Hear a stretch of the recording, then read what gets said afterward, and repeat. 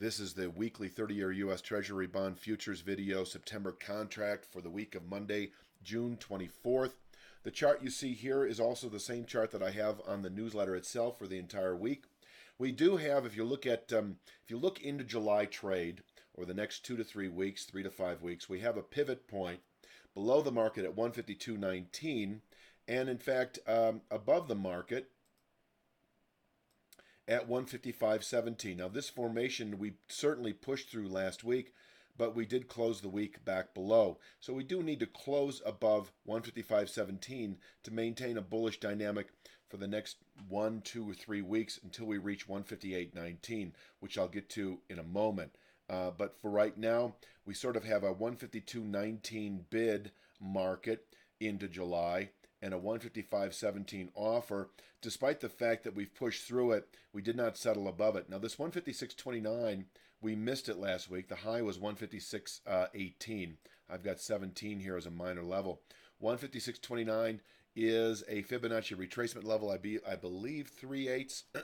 I don't have it in front of me on the long-term weekly chart, so it can contain session strength. But if we close Friday above 155.17, then we should continue into what is really a targeted long-term resistance area beginning at 158.19 and ending at 160.03, and I can show that to you as well. This should be repeat information for you.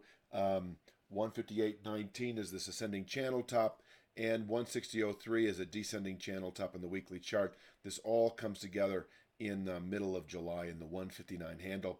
This upper area, once again, anticipated over the next week, 2 or 3 at the most, if we close Friday above 155.17. This upper area, let me get back to it again, in the narrowing 158.19 to 160.03 region, able to absorb annual buying pressures. In other words, buying through the balance of 2019, and once we test it, the market then susceptible to bearish rotation into later year. This is also a significant upside continuation point through the balance of the year, and I'll talk a lot about those price targets if we begin approaching it. But once again, closing above 155.17 is necessary, I think, to actually indicate this upper area over the next several weeks.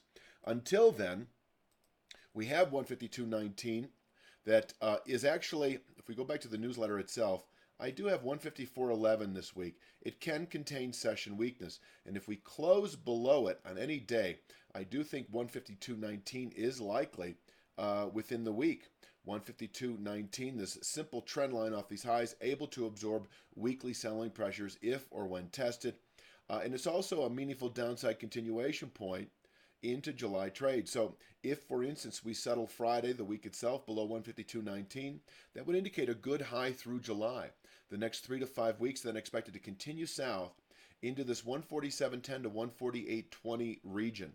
This is a band of what I'd call midterm support, able to absorb selling through the third quarter, possibly the balance of the year, and in fact, a constructive dynamic continues into later year, holding above this 147.10 to 148.20 region, still maintaining kind of a 2 to 3 month upward objective in this, once again, long-term resistance area between 158.19 to 160.03. So let me say that one more time.